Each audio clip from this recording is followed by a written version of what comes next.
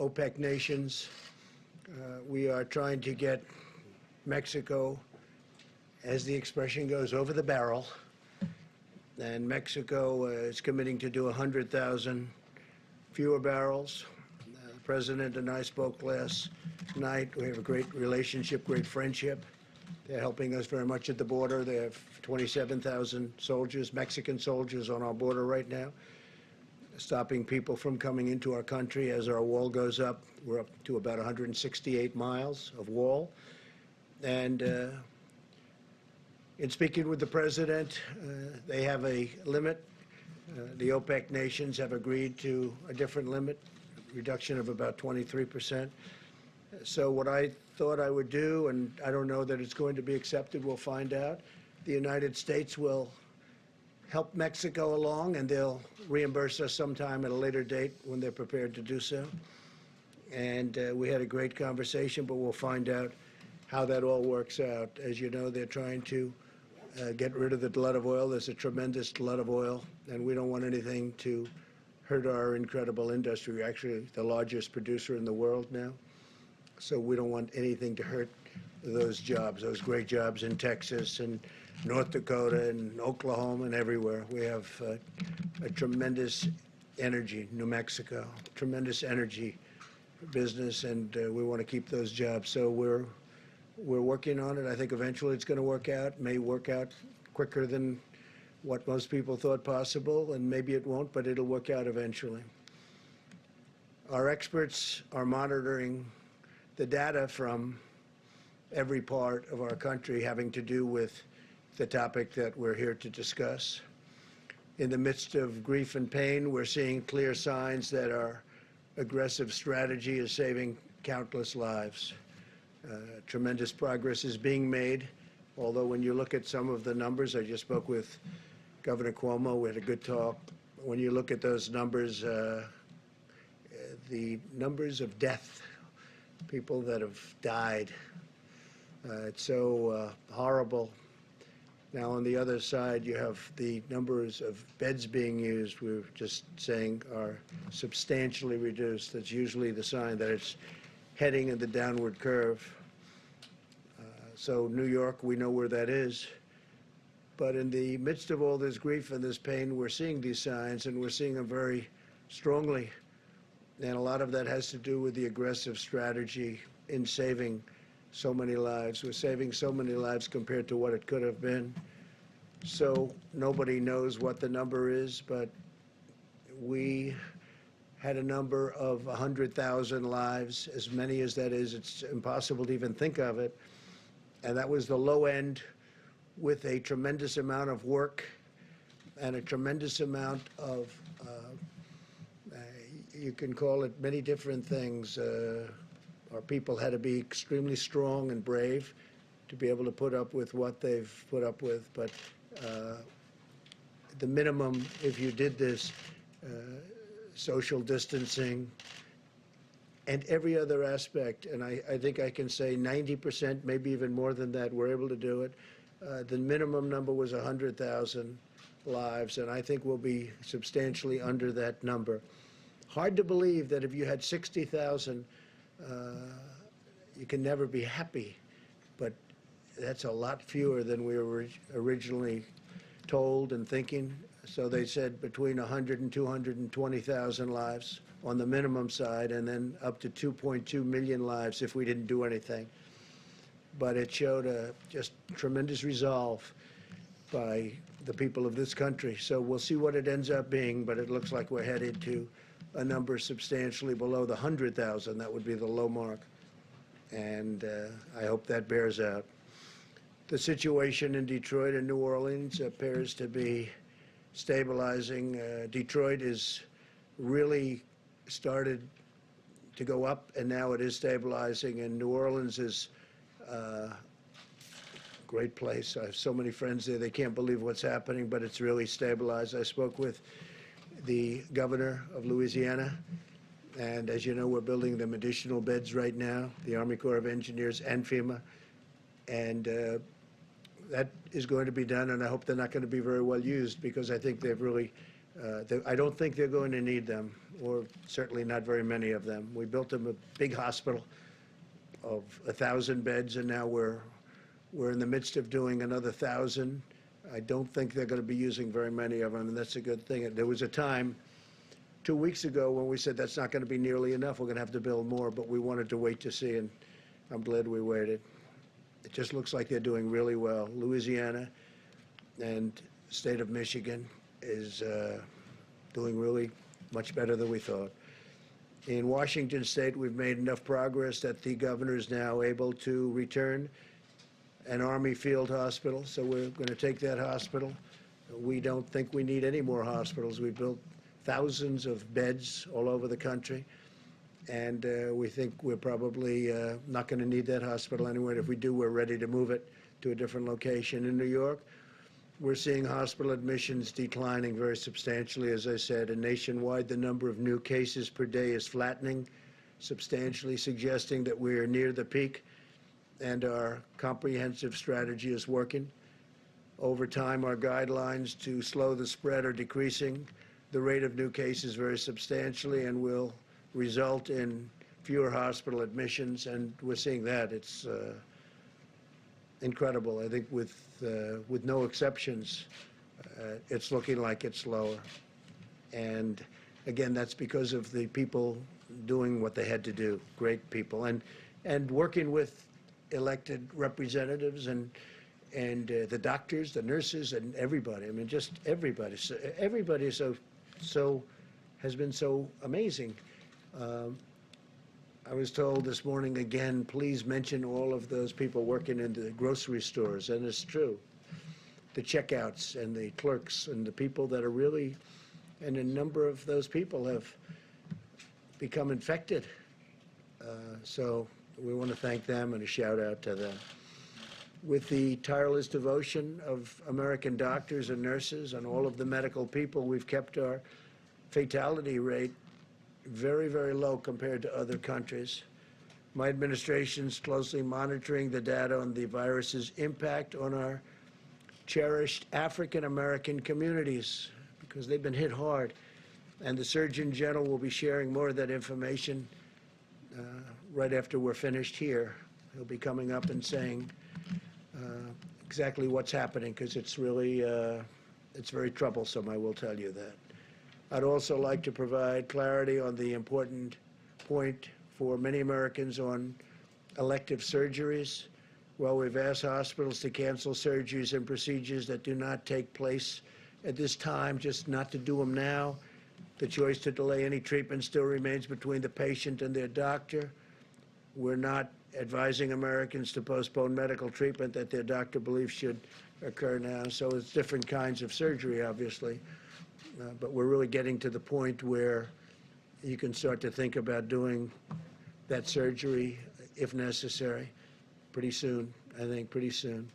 Yesterday, I directed Secretary of Agriculture Sonny Perdue to expedite aid to American farmers. And Secretary Perdue will be using all of the tools at his disposal to develop a program, and very quickly, of at least $16 billion to provide relief for farmers, ranchers, and producers impacted by the coronavirus. In this time of crisis, we must keep our supply chains moving from the beginning, right from beginning to end, and we're committed to supporting the amazing men and women who produce supply. I did last night a statement on social media, and I said, I have directed Secretary Sonny Perdue to expedite help to our farmers, especially to the smaller farmers who are very, very badly hurting right now. I expect Secretary Perdue to use all of the funds and authorities at his disposal to make sure that our food supply is stable and safe, and our great farmers are prosperous and continue to be prosperous. We're working very hard to make sure our food supply chain is sound and plentiful, but we all know that that begins with our farmers, cattlemen, ranchers, and producers. So we're going to be working with the small farmers, the big farmers, the cattlemen, the ranchers, all of the producers. We're going to take care of them. We're working with them right now. We have a lot of money that was put there through our use of tariffs and other means and we're going to help out our farmers. And I don't think, I'll tell you, I've been helping our farmers for a couple of years because they were targeted, as you know, by China and others. And I think they're very grateful for what we've done. On the medical front, the FDA has issued 47 emergency use authorizations for advancements in testing, new ventilator designs, innovations in personal protective equipment, and experimental medicines, and Dr. Hahn's going to be talking about that. We've cut through the red tape to give doctors and patients unprecedented freedom to make their own healthcare decisions, granting access to potential therapies and drugs. Since Monday, we've deployed 2 major shipments of hydroxychloroquine from our national stockpile. It's going to various cities. And we are also disposing and getting, as quickly as we can, portions of it to the Department of Veterans Affairs and the Department of Defense. And speaking of the Department of Defense, they're going to be sending us 10 million N95 masks that they had. And we're in great shape in every way. We're in great shape with ventilators. We're in great shape with protective clothing. We have additional plane loads coming in, but we're not getting any calls from governors at this moment. I can speak, I think, for Vice President Pence, who'll be talking in a little while. We're getting very few calls from governors or anybody else needing anything. They're in great shape for this surge that's coming in certain areas in particular. And that's a good job. You've done a great job on that, Mike. Really a great job. I appreciate it. The whole country appreciates it. More than 2 million coronavirus tests have now been completed, and we're conducting approximately 100,000 more every day. We're also working to bring blood-based serology tests to the market as quickly as possible so that Americans can determine whether or not they have already had the virus and potentially have immunity. They have immunity if they've had the virus. A lot of them don't even know if they've had it. Sometimes it's brutal. You see the Prime Minister seems to be doing well now, I hope. He had a rough go of it and still is, but he's doing better. And then some people don't even know they had it. It could be sniffles. It could be they don't feel perfect, but they've had it. And they're the lucky ones. The NIH, CDC, and FDA are currently validating these antibody tests to ensure that they're accurate, and they're doing that at breakneck speed. I think we can say that, Doctor, and we're going to get them approved very quickly. Dr. Hahn. When validated, we're confident that the production will scale up to tens of millions of tests very quickly. We're leading the world now in testing by far, and we're going to keep it that way. Other countries are coming to us, and they're wanting to know about our tests, and can they buy the tests, and can they do whatever they have to do to get the tests, and we're going to make that very soon. We'll be in a position to make that possible because it's important for them to have it. And we're going to have an announcement on the World Health Organization sometime next week. As you know, we give them approximately $500 million a year. And we're going to be talking about that subject next week. We'll have a lot to say about it. We'll hold it. Every American should be proud of what our country has achieved in just a short period of time. The U.S. military has deployed thousands of personnel to build 23 temporary hospitals with more than 16,000 beds. And we have the potential to build many more if we needed them. We're all ready to go, but I don't think we're going to need them, which is great news. And we built those hospitals in 12 states and the District of Columbia using the Defense Production Act, and we used it like a hammer. A lot of the media said, oh, we weren't using it. We used it like a hammer to a point where all we had to do is say the words, and everybody gave us max, and they've done a good job. They really have done a good job, with few exceptions. And we've harnessed the full power of American industry to produce ventilators and other essential supplies. Right now, we're making thousands of ventilators, many of which we won't need, but we'll use them in our stockpile. And we'll build that up. We'll also help build up the stockpiles, which they should have had in the states. And so we're working with governors on that, and we'll also help other countries. There are countries that are calling us for help. They need ventilators, and they're in no position to build ventilators we are. We have Ford and General Motors, and many companies are building ventilators. So we're going to be helping at a not too distant point. We're going to be helping quite a few of the countries. Now, we've launched Project Airbridge to deliver nearly 300 million pieces of personal protective equipment from and around the globe. We're also shipping out 60 sterilization systems to 10 different cities that can each sterilize up to 80,000 masks each day, and I'm even hearing it can go up to 120,000 masks a day, certain equipment with certain additions. It's a company in Ohio that makes it. It's a great company, great. I hear it's a great product, works very well. I asked that question. I said, how come we have to buy so many masks? Why can't we sterilize the masks that are being used? And the answer was you can.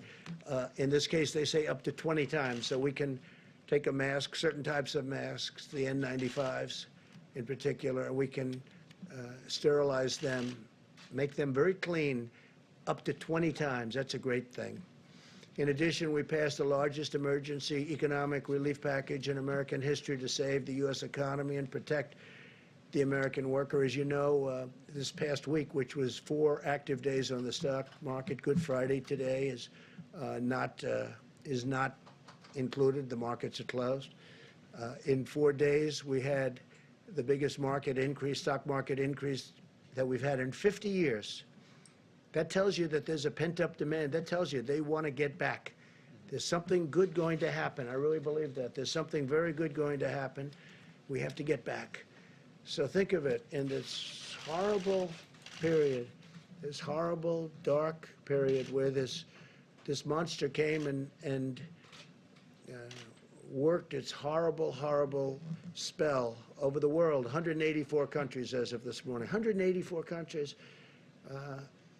We've done well, and I guess the market thinks we've done well because we had the biggest stock market increase without one day. We're talking 4 days instead of 5 that we've had in 50 years.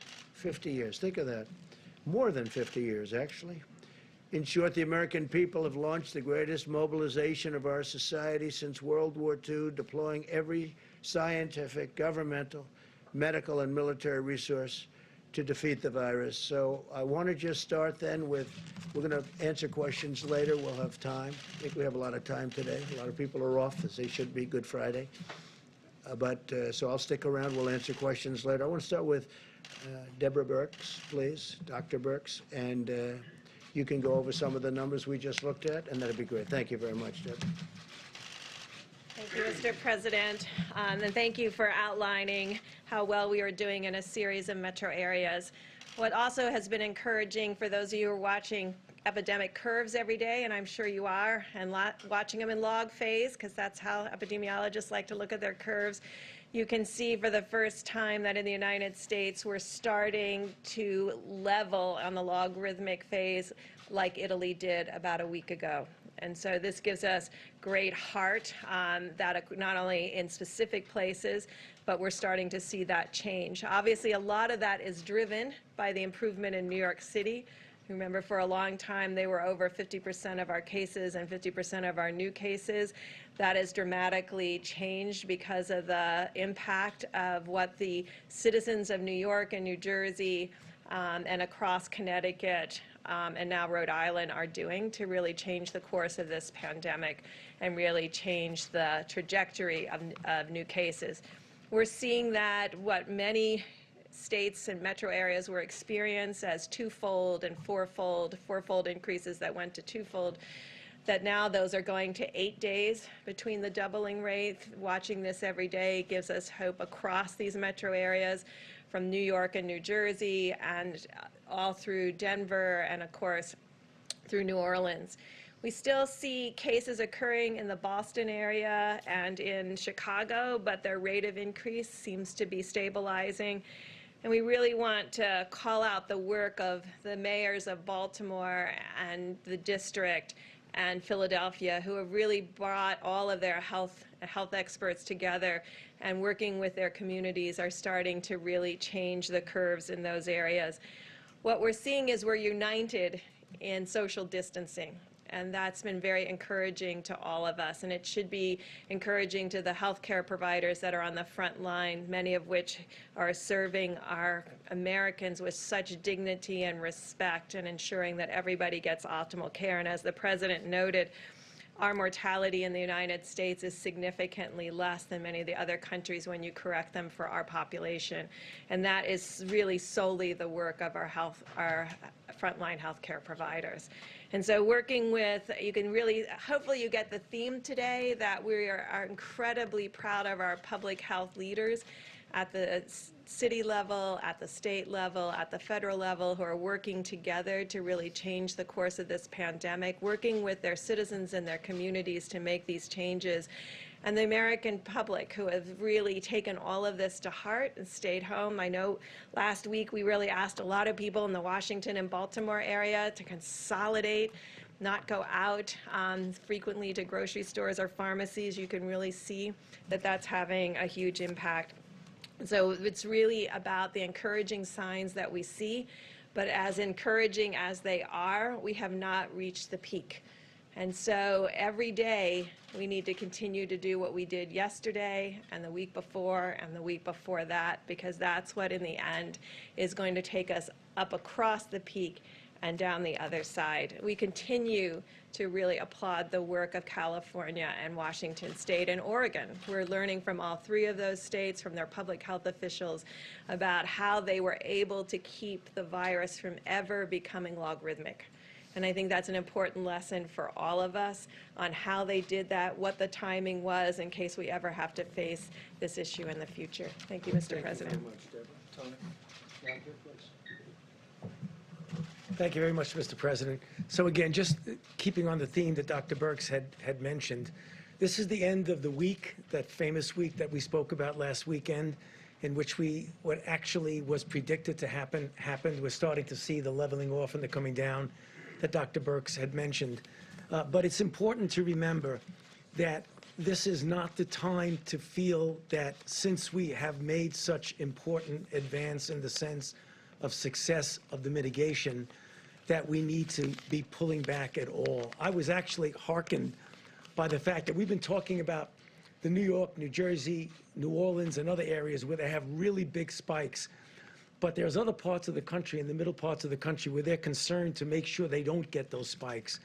And I really want to salute the governors of states throughout the entire United States, but particularly in the central part of the country, because the governors obviously see us in these press conferences, and I've had calls over the last several days from several of the governors, from Nebraska, Iowa, South Dakota, Utah. Just about an hour and a half ago, I spoke with the governors of Arkansas and Wyoming, who are really committed to make sure that they don't get into the situation where they're going to have spikes in their state. And they're doing the kinds of things that they don't get recognized because people don't talk about them much. But we have a big country. We have 50 states, and it's not only the big cities.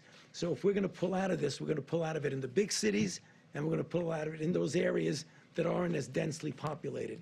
And I just want to give a shout out to them. They're doing an extraordinary job. I was really pleasant, I wouldn't say surprised, because I expect it of this country, but to hear what they're doing and the commitment that they're putting into making sure that we don't have the kinds of situations that we've experienced, unfortunately, in other areas. This is very important.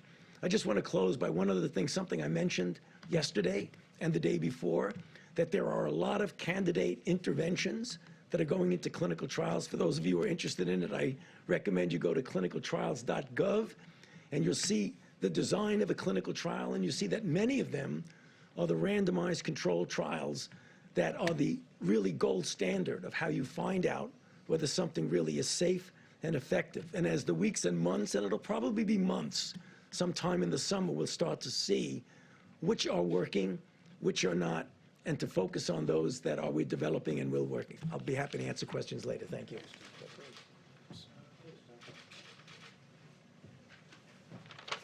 Thank you, Mr. President. The White House Task Force has been very focused on increasing the supply of personal protective equipment for our great providers. I was one of those providers a few months ago, and I can tell you nothing is more important than making sure they have what they need. So in order to increase the supply of N95 masks, FDA has worked with industry and has now authorized 2 companies who will supply machines to sterilize N95 masks. Admiral Polovchek and FEMA are purchasing on behalf of U.S. government 60 sterilization machines, as mentioned by the President. And they will be positioned around the country to increase the amount of supply of N95 masks. Each machine will be able to sterilize 80,000 N95 masks per day, and we hope to actually increase that further. The Vice President and the White House Task Force challenged us yesterday, and we responded as a team. FDA issued revised guidance regarding the laundering of gowns, because gowns are another issue in terms of supply that we're looking forward on. This is not something that normally happens around the country, but issued this guidance. It's on our website now at FDA, so there's information about how hospitals can do that to increase the supply. We've heard concerns that maybe hospitals might not want to do that because of regulations, and happy to tell you that Administrator Verma and I have worked on this. Certified providers and suppliers who follow FDA guidance as posted on the website will be compliant with Medicare and Medicaid requirements.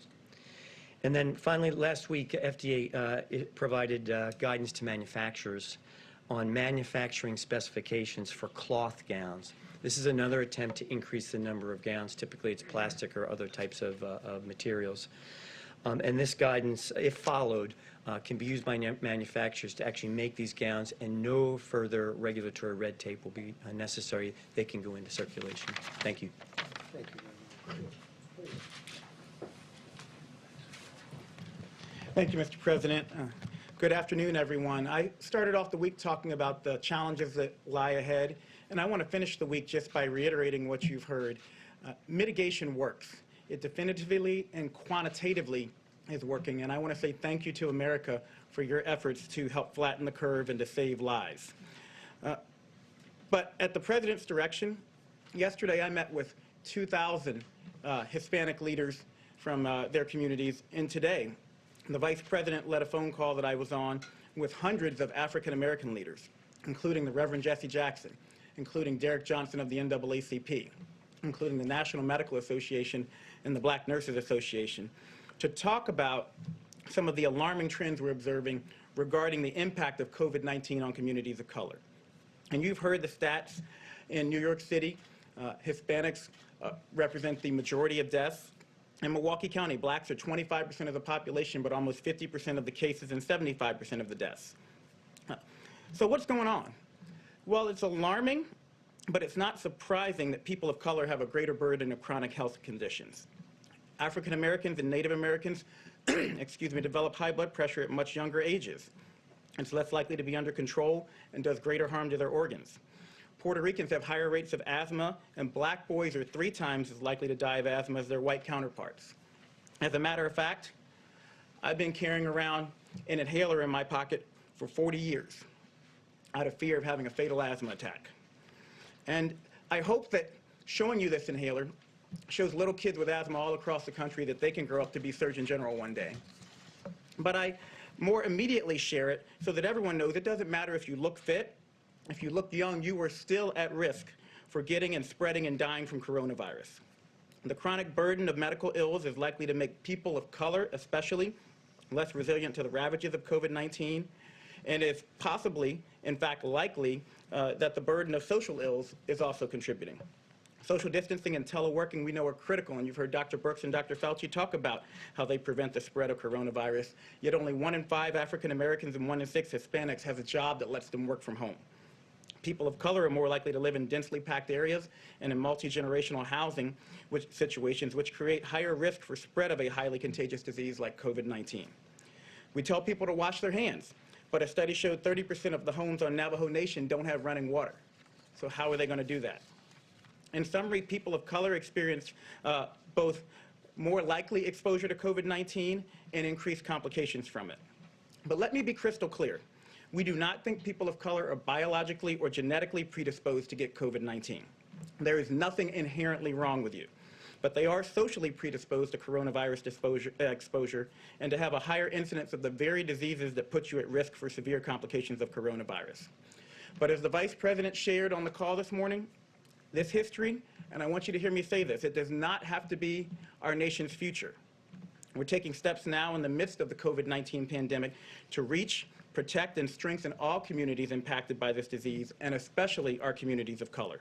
More details will be forthcoming, but we are actively working, as the Vice President and the CDC Director laid out today, data collection, targeted outreach to communities of color, and increasing financial, employment, education, housing, social, and health supports so that everybody has an equal chance to be healthy. And I want to close by saying that while your state and local health departments and those of us in public service are working day and night to help stop the spread of COVID-19 and to protect you regardless of your color, your creed, or your geography, I need you to know you are not helpless. And it's even more important that in communities of color, we adhere to the task force guidelines to slow the spread. Stay at home if possible. If you must go out, maintain 6 feet of distance between you and everyone else, and wear a mask if you're going to be within 6 feet of others. Wash your hands more often than you ever dreamed possible. Avoid alcohol, tobacco, and drugs. And call your friends and family. Check in on your mother. She wants to hear from you right now. And speaking of mothers, we need you to do this, if not for yourself, then for your abuela. Do it for your granddaddy. Do it for your big mama. Do it for your pop-pop. We need you to understand, especially in communities of color, we need you to step up and help stop the spread so that we can protect those who are most vulnerable. This epidemic is a tragedy, but it will be all the more tragic if we fail to recognize and address the disproportionate impact of COVID-19 and an array of other diseases and risk factors on communities of color. The task force and this administration are determined not to let that happen. The President, the Vice President have said we will not let that happen. We can't fix these issues overnight, but I promise you we will work with your communities to quickly and meaningfully move the needle in the right direction. Nothing less than the fate of our families and friends. My family and friends depends on it. Thank you very much, Richard. Thank you. Mike, please. Thank you, Mr. President. Today, the White House Coronavirus Task Force met and heard from the President the gratitude that he and I know all the American people feel for all the dedicated workers at FEMA, HHS, U.S. Public Health Service, FDA, and all those that are literally working on your behalf around the clock to partner with states, to partner with local health officials. And Mr. President, allow me to add my thanks and admiration to all of the entire team here at the federal level. On this Good Friday, we remember those who've lost their lives to the coronavirus. We remember their families, our dedicated healthcare workers, and our first responders. And we do well on this special day for Christians across this country to remember them in our prayers. But as you just heard from Dr. Birx and from the experts, it's also a good day to remember that Good Friday is always followed by Easter Sunday. And there is hope.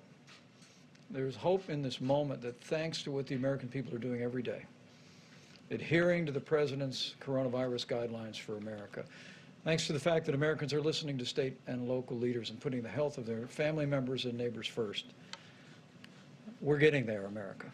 We're making progress. But it's imperative that we all continue to implement all of the guidance in the 30 days to slow the spread.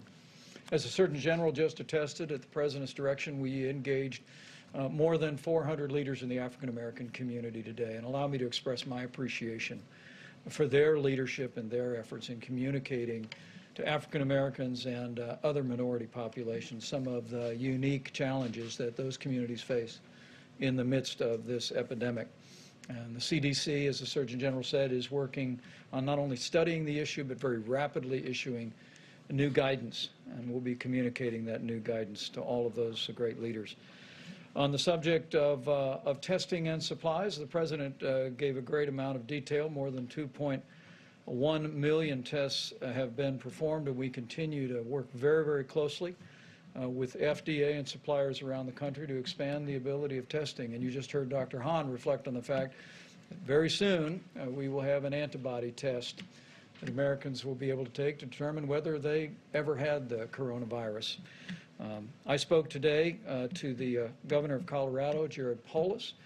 We've been in contact with Senator Cory Gardner about an outbreak at a particular meatpacking facility in the Colorado area.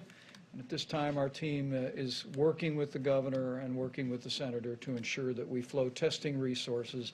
At this point, there are some 14 people hospitalized, maybe 200 to 300 of the workforce have been impacted, and we spoke about providing those resources this weekend. I want to encourage people in Colorado that we will work to support that effort, but I also want to emphasize that all of the people that are working in food supply, from farmers to meat packers to distributors to truckers to grocers, continue to have our gratitude, as President Trump said just a few moments ago. On supplies, more than $5 billion have been obligated to the states. 29,600 National Guard have been activated. And at the President's direction, more than 4,700 active duty military personnel have been deployed, medical military personnel in 9 states, focusing on the areas of most significant epidemic. Airbridge, 26 flights have been completed. 4 flights are scheduled to arrive today, bringing 250,000 gowns, 25 million pairs of gloves. 54 more flights are scheduled, literally bringing in supplies from around the world. Finally, let me say, as we go into this very special weekend, into Easter services, I know I speak on behalf of the President when I say how grateful we are to all of the churches that have been there, and their ministries have been working under great difficulty to continue to provide for the needs of your members. There have been food drives, there have been phone calls, and ministry has continued, and we are grateful for the role on this Holy Week that our churches, our synagogues, and all of our houses of worship have played. On their behalf, allow me to remind you that even if you're not in the pew this Easter Sunday, if you are able, it's still a good idea to give, because those ministries continue to go forward, and we encourage you. We encourage you to continue to support them. We also want to say very respectfully to all the church communities around this country and all the places of worship to continue to heed the guidelines issued in the President's coronavirus guidelines for America. We know it's difficult in this time of year, particularly, Mr. President, to avoid gatherings of more than 10, but we're grateful that so many churches, synagogues, and places of worship have done just that, and we urge you to continue to do it. And to my Christian brothers and sisters across the country, let me encourage you with the words. We should all remember that Jesus said, wherever 2 or more are gathered, there he is also. And so you can worship, you can celebrate Easter, and know that you'll be blessed in so doing, and you'll be serving the nation. Thank you, Mr. President. Great job, thank you. Okay, it's Good Friday, let's be nice. Okay, let's be real nice. Yeah, please, go ahead. Thank you, Mr. President. Can you clarify a little bit what the U.S. offered to Mexico in order to agree to that oil deal? And then also go into detail about what you spoke about on oil with President Putin this morning. So all of the OPEC nations met, and others, and they're all agreeing to cut back because there's a tremendous glut. We're filling up our strategic reserves. We don't even have room to store it. In fact, they're using ships to store oil. There's never been anything like this. It was being overproduced to start off with, and then you had the virus, and that took off 40% right there. So we have, there's a lot of oil like nobody's ever seen before. It's good in many ways, and depending on where you are, who you are, it's bad.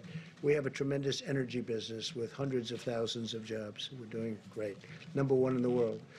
So they all got together, and they said, we're going to cut it because we have to get rid of this tremendous supply.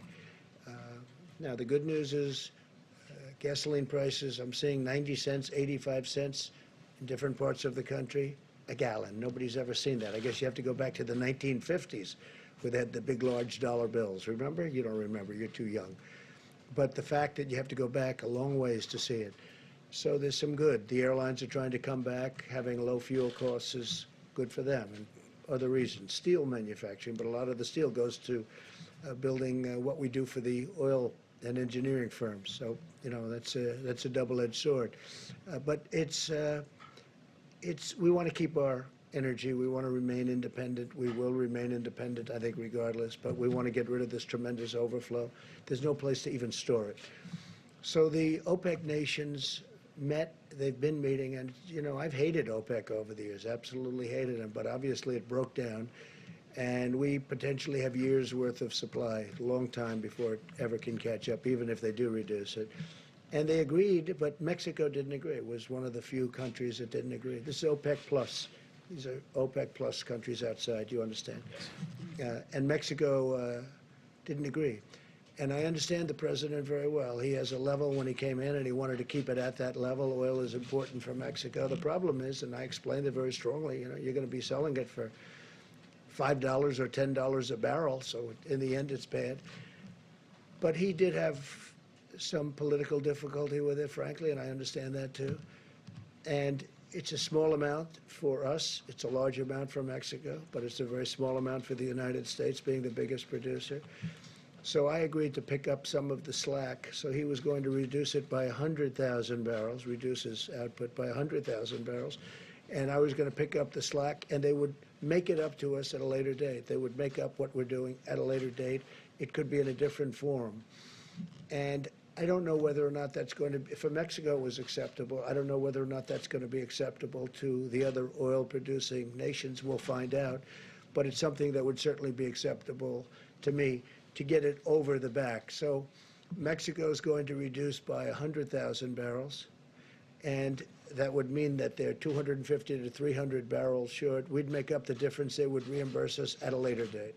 Okay? You mean Pretty make up the simple. difference by cutting U.S. production? By cutting some U.S. production. Now, the U.S. production's already been cut because we're a market-driven economy, and oil is very market-driven. They've been cutting oil all over the place. We're cutting it back.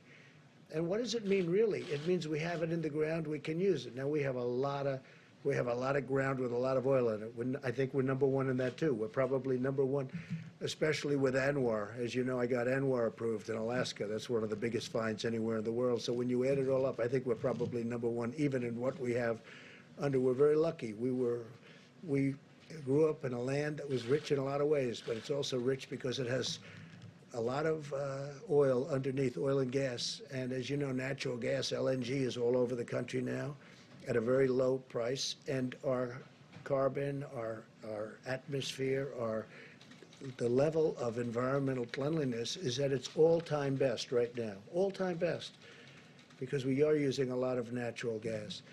But we have many forms of energy, including some of the newer forms that people want to see us go to. We have a lot of different forms of energy. We're number one in the world. We want to keep it that way. So we're helping Mexico out. We will be reimbursed in a form sometime in the future. Mr. President, I want to ask you about the new federal projections in a moment, but first, today you tweeted the invisible enemy will soon be in full retreat. Given it's invisible, without widespread testing, how would you know? Well, I think that we're going to have it in retreat. Will it be today? No. Tomorrow? No. But it will be at a certain point in the not-too-distant future. It will be gone. And how do you do that without the widespread testing, specifically my Oh, question? we'll know, because people aren't going to go to the hospital. People aren't going to get sick. You're going to know that without. But we're going to do very substantial testing. We're doing more testing right now than any other country in the world by far. And if you'd like to have that question answered, I'll have the professional answer it. Deborah, perhaps you could come up. We are doing tremendous testing, but you'll know. You're going to know before anybody, because you're going to see nobody's getting sick anymore. It will be gone, and it won't be that much longer. Go ahead. I'll ask you about the projections after. Thanks, Mr. President. Thank you, Mr. President. So the testing, I want to reemphasize about what kind of testing we're talking about. This is RNA diagnostic testing. That is the platform that was built to respond to this epidemic. It is the same platform that we utilize for HIV viral loads. And so many HIV clients have also given up their space on the machines to have these tests run for all of Americans. This assay is complicated. It's not like an assay that you have for your other diseases, your strep test or other diseases like that. This is a very complicated assay that requires a lot of technical oversight, and it's part of the reason why not all 100% our machines are running at full capacity, but we had great discussion with the lab directors about that. every day more are brought online. And so, but I think we have to create expectations of what the daily test rates will be. Last year, we probably did 3 million HIV viral loads or 4 million HIV viral loads as a country. We've done over almost 2.2 million in 4 weeks. So this is unprecedented in what we have to do. I think that's why we're working very hard for 2 pieces, and I want to make sure that people understand testing is just part of our strategy. The other part of the strategy has to be this syndromic and influenza-like illness, where there's an alert to an illness, and so that we're surveying where we know the most vulnerable cases have appeared. And the great call that I had with the mayors and with the health officials yesterday and mayors today, a lot of the rural areas, their primary, and as it was in Washington and California, was at the nursing homes. So the issue is to build a testing strategy that speaks to our strengths, of laser focusing a strategic approach to testing when we know what our volumes are, and they increase every day, but we have to be realistic about what the volumes will be a week, 2 weeks, 3 weeks from now, and combine that with strategic surveillance so that we're testing symptomatic people and their contacts very quickly to go back to contact tracing, utilizing our complete strategy. And I think we're very much interested, and it's why the president 3 weeks ago really put us on getting an antibody test. And I think I called from the podium for our university colleagues and hospitals to begin an ELISA-based test, because that's a blood draw, but we really wanted a finger prick to make it easy and deployable. That's what's being worked on now. Of course, we don't want to promise until we have it, because I think we deserve that. The American people deserve that, to have a test that is efficient to let people know who's been positive for immunity. That's critical to epidemiologists and public health officials, to know what the penetrance of a virus was into a community when all you're seeing are the serious cases and testing the most symptomatic. And so that's a question that we still have. Is this the tip of the iceberg, or is this half the iceberg or 3/4 of the iceberg, what we have seen to date? And we have, I just want to complete the thought by saying, in the areas where we had an outbreak, these large metros, Louisiana, Denver, Detroit, Chicago, New York, New Jersey, but per capita, we've done more tests than any other place in the world. That was intentional. We focused the test where the need was the greatest and the burden of disease the greatest. And now we're trying to really see how strategically that very valuable resource can be utilized around the countries to create a mosaic of testing combined with surveillance. Can I ask you about the new federal projections? There's new reporting. On this Good Friday, the White House Coronavirus Task Force striking an optimistic note. The president earlier in this briefing saying, in the midst of grief and pain, our strategy is saving lives, although many of our reporters out in the field for CBS News still reporting shortages throughout the system. Of course, we'll have more in our coverage as it continues on our streaming network, CBSN. You can watch it at cbsnews.com or on the CBS News app. There will be more on your local news CBS station, and we'll have a full wrap-up, of course, tonight on the CBS Evening News with Norah O'Donnell. This has been a CBS News Special Report. I'm Jeff Begay, CBS News, Washington. For news 24 hours a day, go to cbsnews.com.